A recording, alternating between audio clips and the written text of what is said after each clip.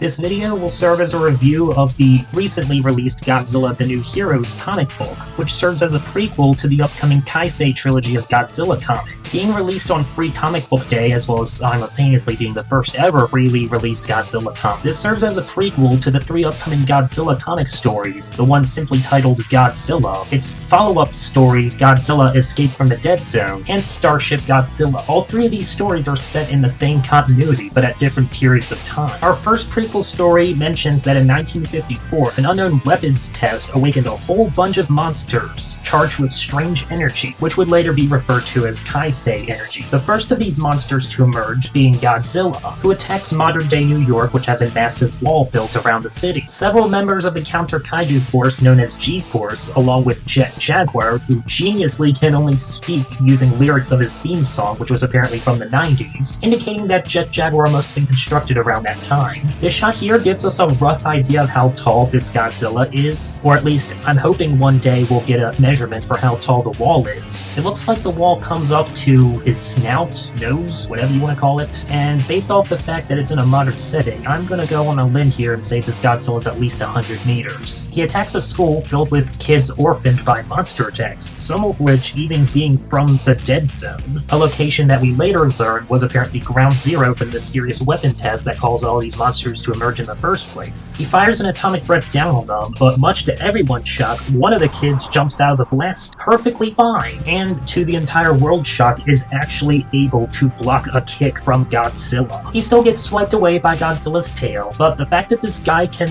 pretty much tank atomic breath and physical hits from Godzilla is quite an astounding feat. We're then told that this guy is a G-mutant, the most powerful ever seen. The guy in question is introduced as Jason Grade, and his intention is to kill Godzilla. The last panel shows us the headquarters of the Godzilla Countermeasure Center, as well as the year this story will take place in, being 2025. Our second preview story takes place inside the Dead Zone, as we focus on an individual who is clearly more mutant than man at this point. Apparently he's some sort of kaiju bounty hunter that will go after monsters in exchange for pay. We then see another mutant individual who is clearly not doing too great, as they've got a robotic arm and are apparently throwing up. It should be noted that the Dead Zone is apparently filled with radiation, though it doesn't take a genius to figure that out. We then see our mysterious mutant bounty hunter, known officially as the Wanderer, riding on top of the giant monster he just had a confrontation with. Finally, in the third preview, we get a group of individuals taking on some guards, which seems to be both human and alien,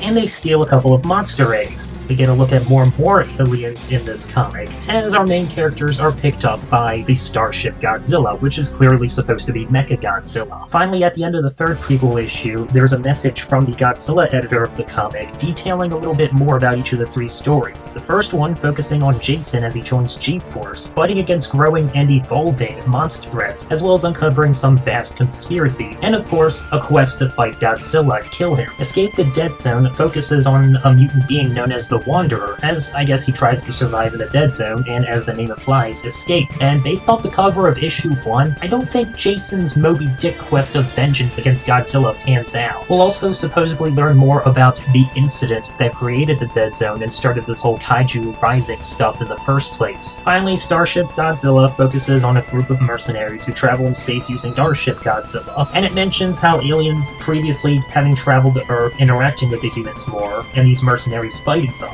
And it even mentions alien races specifically from previous movies like the Zillions, Simians, and Space Kaiju. Finally, a few more things I wanted to talk about. This specific Godzilla's design. The design you see on the cover of the Free Comic Book Day issue was actually created quite a while before his finalized design that we actually see in the comic was completed. So this design you see here is basically just a placeholder design. His actual design, he has red beady eyes and glowing green veins, and of course has a green atomic breath. All of this contributed to the mysterious Kai-Sei energy, which according to G-Force is seemingly unlimited in terms of power. Interesting. And if the description at the end of this prequel book is anything to go on, it's even possible that Godzilla and other monsters might evolve during the stories as well. Thanks to a link I found on Wikizilla in the comments section, it took me to a link from an old CBR article, and we got some extra images of the three upcoming comic stories, one of which confirms that Anguirus is going to appear in the comic. And Rodan is also mentioned in the prequel comic as well, having appeared back in the 90s, the same decade as Jet Jaguar. And of course, we know Mechagodzilla is going to serve some role in the the third story, and the comic will introduce new original kaiju as well. The first story, simply titled Godzilla, will kickstart in July of 2025. I intend to cover this entire trilogy of comic stories and look forward to discovering the mystery of this new universe. So stay tuned for the start of the Godzilla Kai-Sei trilogy. Until then, folks, take care.